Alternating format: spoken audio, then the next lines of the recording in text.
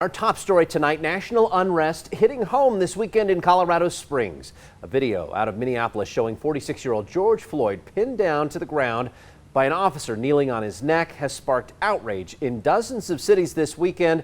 Floyd died in that incident. News 5's Colette Bordelon has been covering protests since they started in our city. And Colette, you say these protesters were determined to make the demonstration peaceful tonight.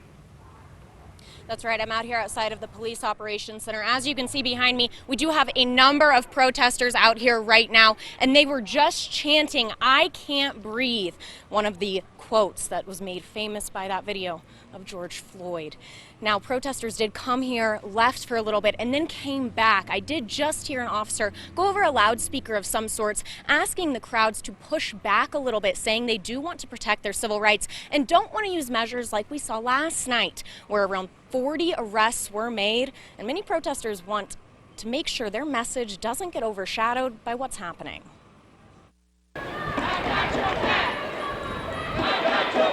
Solidarity seen in the Springs,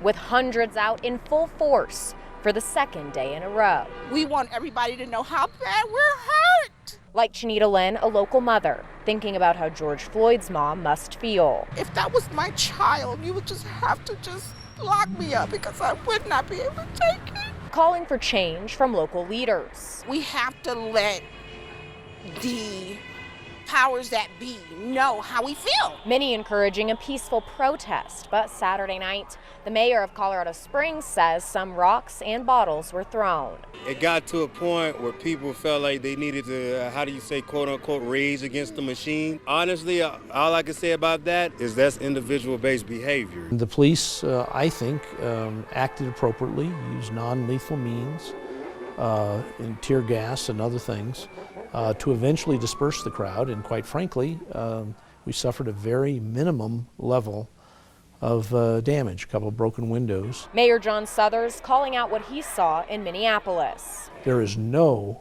police procedure I've ever seen that would sanction kneeling on a person's neck.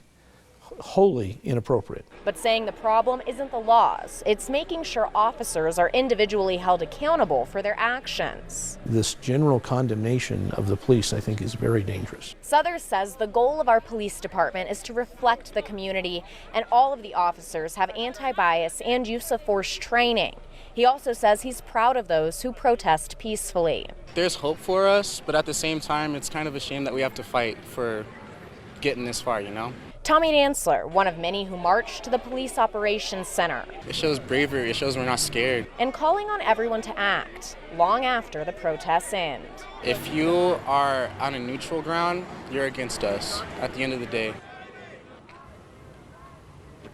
Now, all of these protests today started at 10 in the morning, so we are into our 12th hour of protesters being out in downtown Colorado Springs. We're going to stay on scene for you tonight and let you know what happens if anything does happen. We'll have those updates for you tomorrow morning. Always watching out for you, Colorado Springs. Colette Bordelon, News 5.